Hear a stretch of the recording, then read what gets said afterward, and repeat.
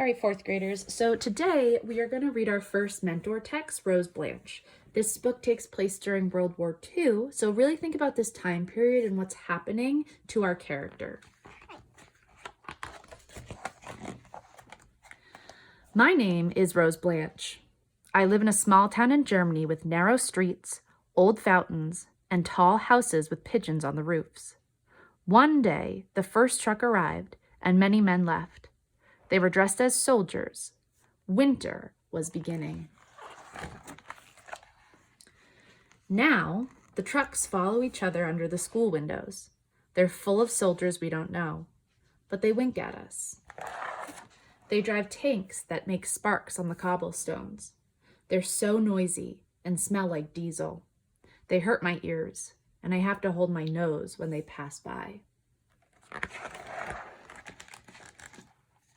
Sometimes it seems things haven't really changed, but my mother wants me to be careful crossing the street between all the trucks. She says soldiers won't slow down. Lots of times I walk by the river just looking at it. Branches float along, and sometimes old broken toys. I like the color of the river. It looks like the sky. The trucks are fun to watch. We stand in the doorway as they pass. We don't know where they're going, but we think they're going someplace on the other side of the river. One day, one of them stopped so the soldiers could repair the engine. A little boy jumped from the back of the truck and tried to run away, but the mayor was standing there in the middle of the street. He grabbed the little boy by the collar and brought him back to the truck. Then he smiled at the soldiers without speaking, and they thanked him. The sky was gray. The soldiers climbed back into the truck. Doors banged shut and it pulled away. It happened very fast. I wanted to know where the little boy went, so I watched the truck until it disappeared around the corner.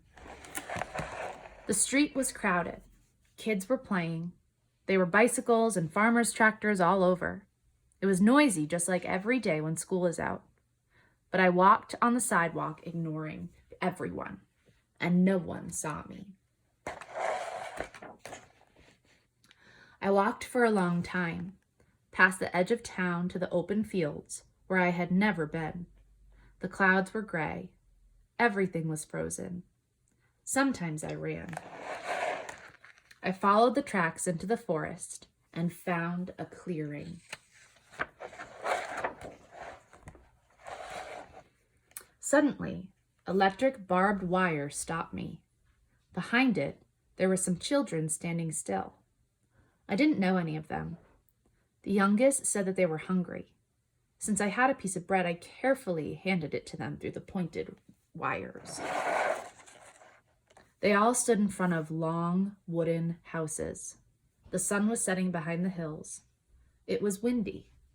I was cold. Weeks passed by in the pale winter. Rose Blanche's appetite surprised her mother. She took more to school than she ate at home. All the bread and butter she could carry, even more jam and apples from the cellar. But Rose Blanche was getting thinner. In town, only the mayor was staying fat. Everyone watched everyone else.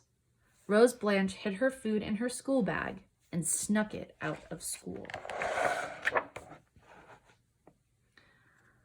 By now, she knew the road by heart.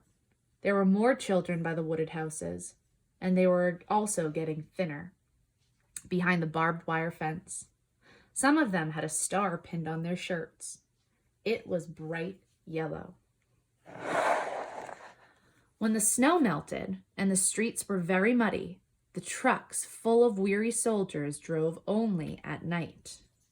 This time in the other direction. They were coming with no lights on from the far side of the river, and they never stopped.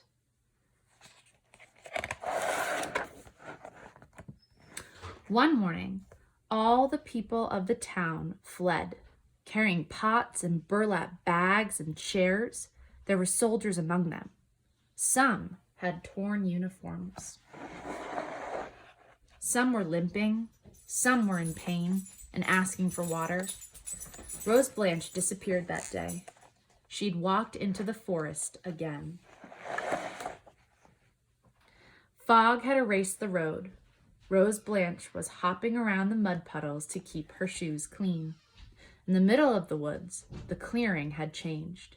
It was empty. Rose Blanche dropped her school bag full of food. She stood still. Shadows were moving between the trees. It was hard to see those soldiers. Everyone was the enemy. There was a shot. At that moment in town, some other soldiers arrived. Their trucks and their tanks were also noisy, and they smelled like diesel oil. But their uniforms were a different color, and they spoke a different language. Rose Blanche's mother waited a long time for her little girl. The crocuses finally sprang up from the ground. The river swelled and overflowed its banks. Trees were green and full of birds.